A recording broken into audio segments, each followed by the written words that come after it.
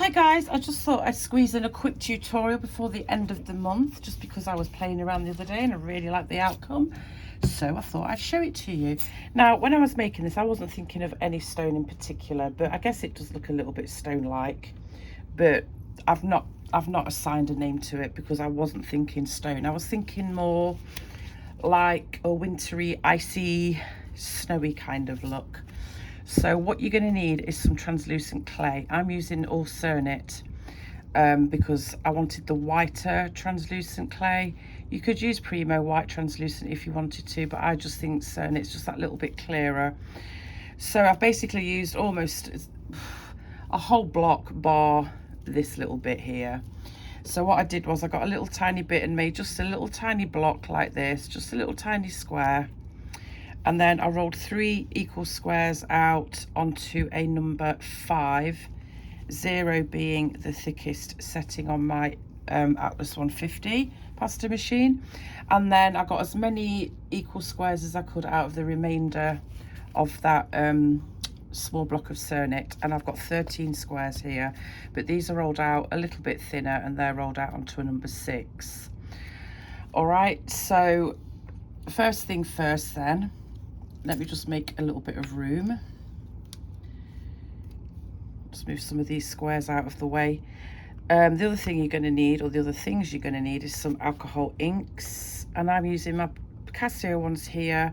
I'm using sapphire and the blue green. So any kind of blues and greens you've got, but I'm also going to be using the Cernit Lagoon Blue. This is my absolute favourite blue, so I'm using that. You'll also need some embossing powder. I've got a thing about embossing powder at the moment, so I'm going to be using some of that to add a little bit of texture to the pieces. And then you'll also need some silver leaf. I've got this big old tub here, and some liquid translucent clay. All right, so they're the things you're going to need. Oh, and some Molar flakes. I've got these ones. I think I've listed these on my Amazon, but they're really pretty and they kind of like show all different colours. So you can see orange and pink, a little bit of blue, purple, just reflects all different colours. So I've got that as well. First thing first, so we're just going to take those 3 slightly thicker squares, the ones that were rolled onto a number 5, and we're quite simply going to take some ink, alcohol ink. In this case I'm using the sapphire, just 1 drop like that. I'm going to use my gloved finger just to spread it over like that. Dry my finger off, or clean my finger off. Next colour, the Lagoon Blue, the Cernit one. I'm going to drop just a couple of little drops and just give that a rub over.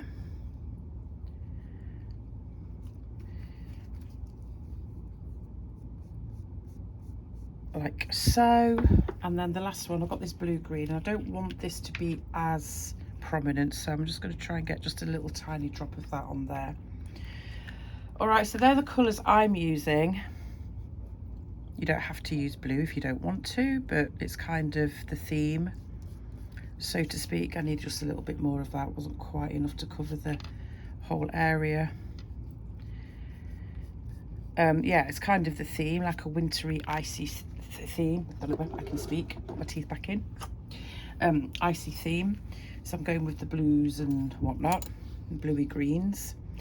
These need to be left to dry. So I'm going to go and do that. I'm going to let them dry for a few minutes and I'll be back for the next part. These are dry, so next step then, grab yourself a tissue blade and you just quite literally, you've seen me do this technique before in a few different stones actually, although this isn't necessarily a stone, but I thought I'd use it for this technique.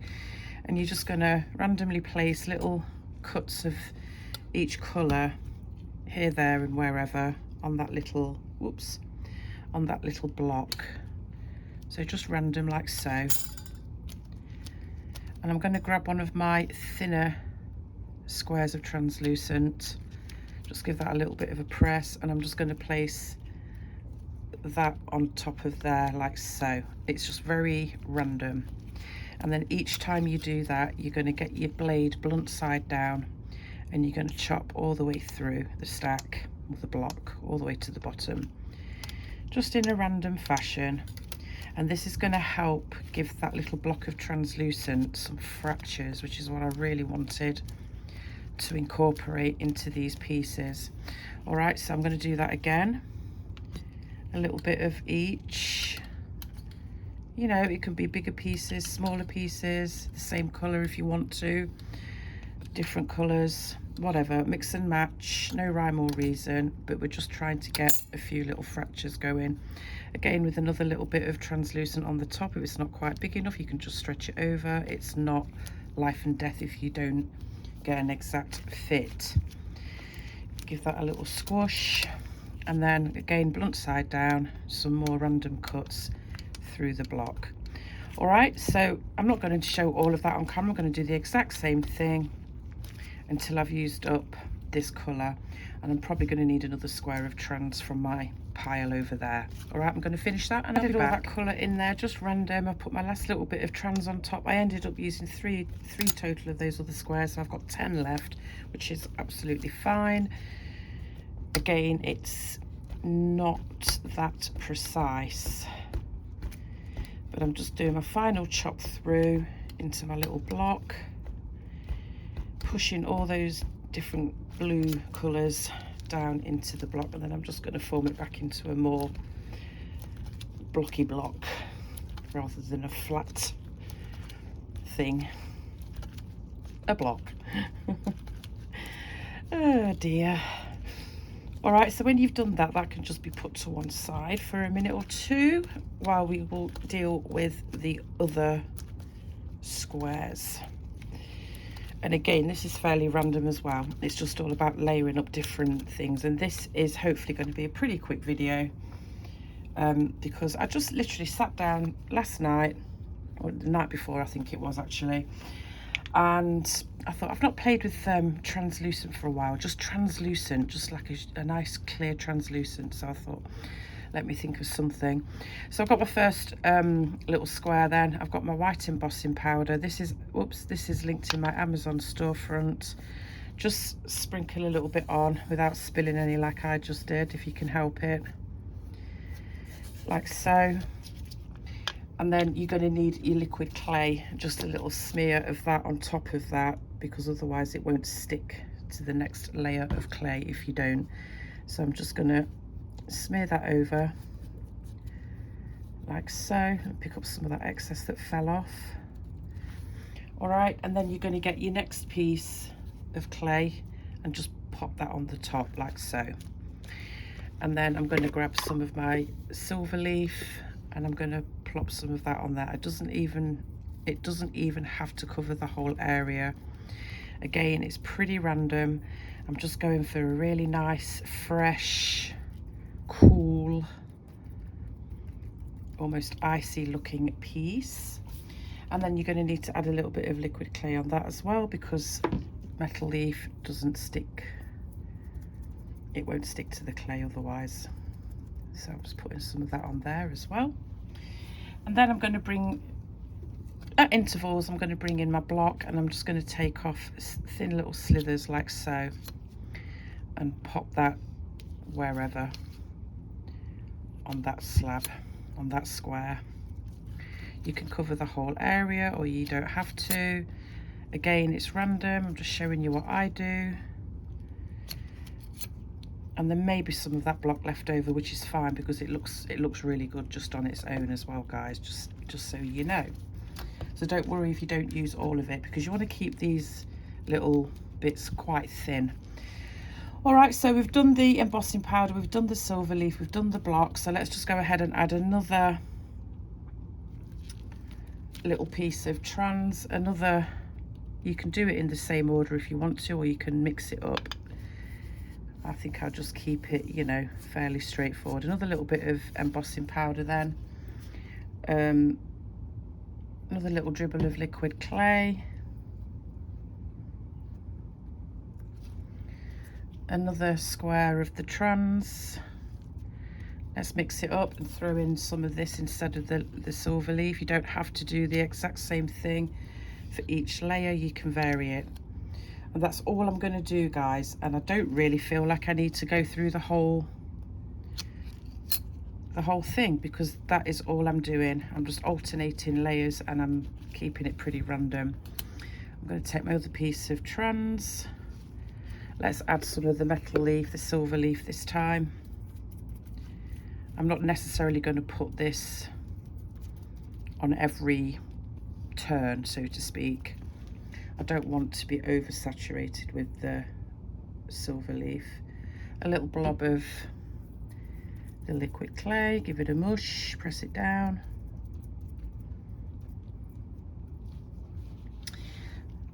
Translucent square again, and so on and so forth. I've only got a few squares left, so I'm just going to continue what I've been doing. And you know what I forgot, guys? I forgot to add the Mylar flakes. Derp, I always forget something. Yeah, you should be adding Mylar flakes here and there, so I'm going to have to just make do with what I've got, which is okay because it doesn't have to be on every alternative layer. So I'm just going to grab another sheet of trans and sprinkle some of those on.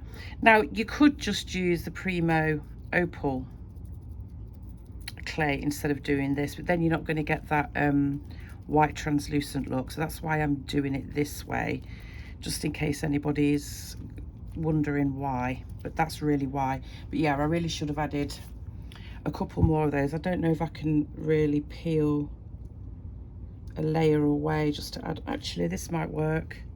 I don't know why I always forget something. So yeah, let's just pretend we added some down here. But yeah, so just, you know, however many you want to do, and then just stack it back up. Sorry about that, guys, but yeah, you need to add some Mylars as well.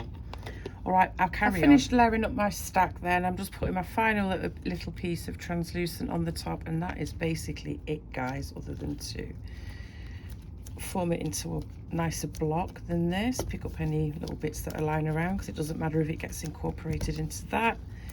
But I'm just going to put it one time in half, restack, and of course you can make a bigger block than this, but I've already made a ton of these, so I'm not doing a massive block. And that's what you're going to see on the inside. And if there's any of these little Mylar flakes sticking out, which is going to happen, just pull them out. Like there's a few sticking out there. If it happens when you cut through with your cutter to make your pendant shape or earrings or whatever, and there's a little bit sticking out the edge, just wait till you've baked it, and then it's just easier to pull out. You don't want to pull it out and then you know, make your shape go all wonky.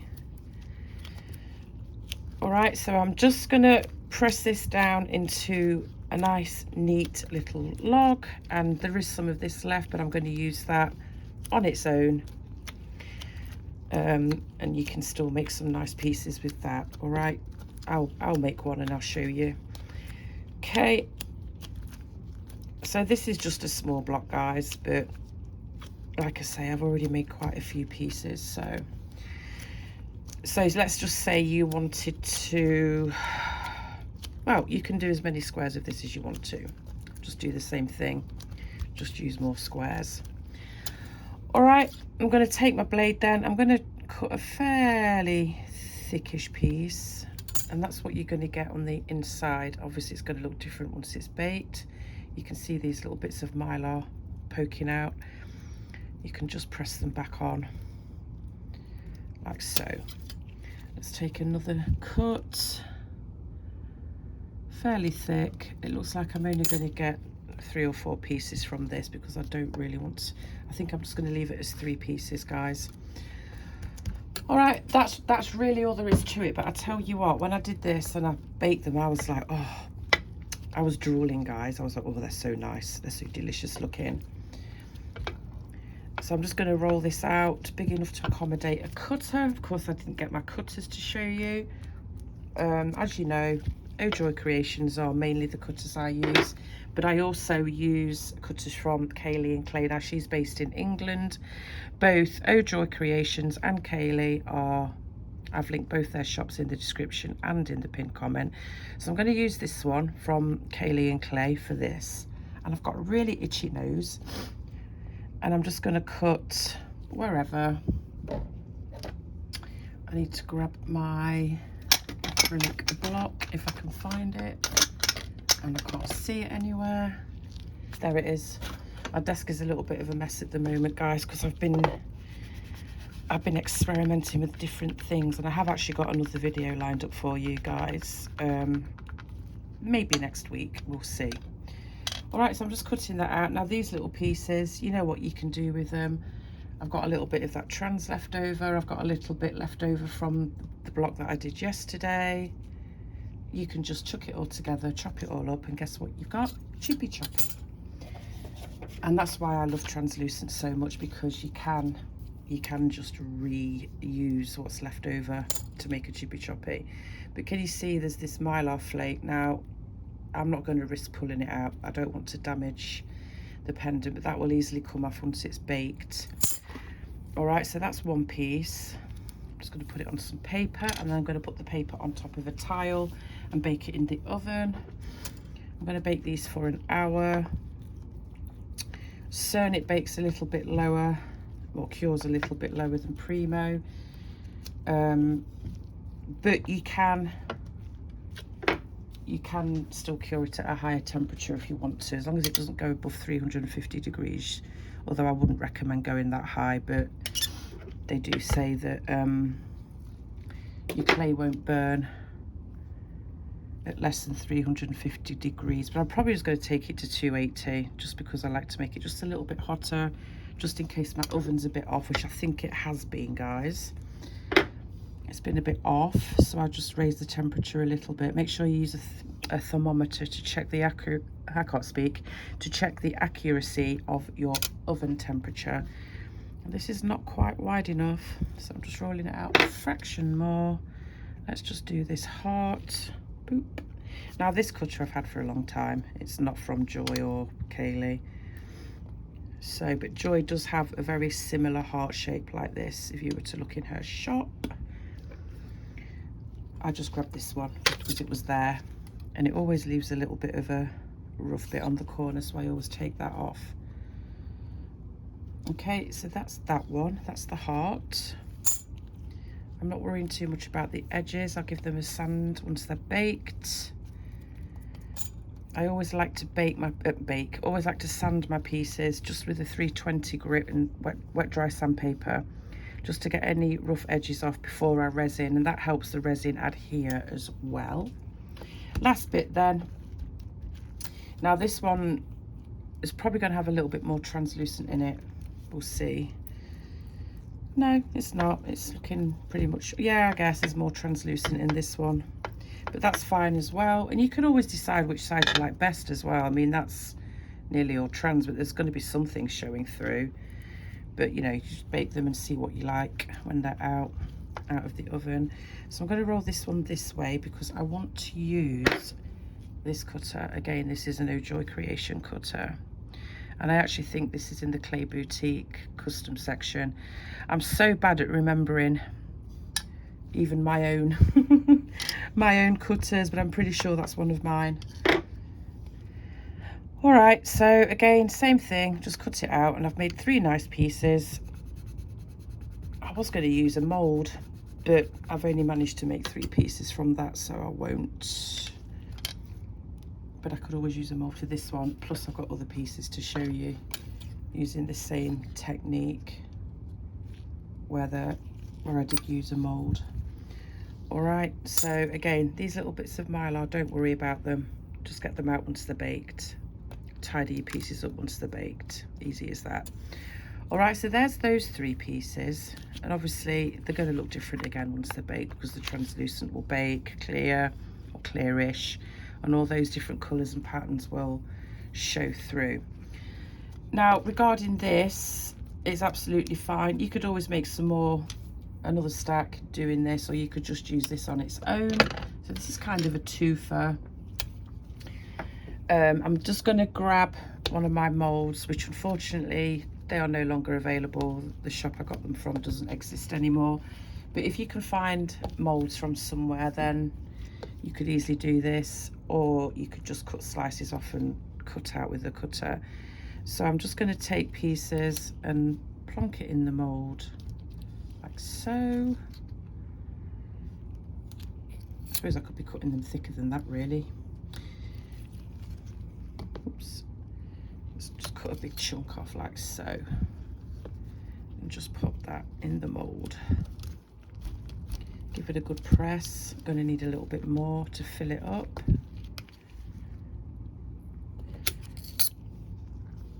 Like so, and I've still got some of that left, so I can make a couple more pieces. Like I say, I made some of these the other night, and I can just show you those at the end of the video like I always do. I think I'm going to need just a little bit more to fill that mould. Oops, just a little bit in there, a little bit in there. This is the back, it doesn't matter too much. Give it a good press. Give it a bit of a roll just to make sure it's nice and smooth and flat on the back. Make sure it's in there good. And Bob's your uncle, fan is your aunt. You've got another piece just using this leftover block. I'm just going to pop that out. Looks quite a bit different to the other ones, but still pretty. And I'm just going to tidy this up because I kind of butchered that mould a little bit and it's got a few little straggly edges, but there we go. So there's that, using the leftover of this in a mould. All right guys, that's all there is to it really, other than to bake them, and I'll show you the finished pieces when they're out of the oven. All right, I've baked, resin, sanded the edges on all the pieces, and I'll just show you the ones that I did on camera. So there's the heart one. Look how gorgeous. Now you could decide which way you prefer it and hang it the way you want to hang it, but that's that one. Okay, and then I think it was this one that I did on camera. That's the back. That had a lot more of the translucent and, you know, showing through, and then that's the front. So there's that one. I did another one of those in my original batch, so it's almost the same, but just to show you, it's just a little slightly different.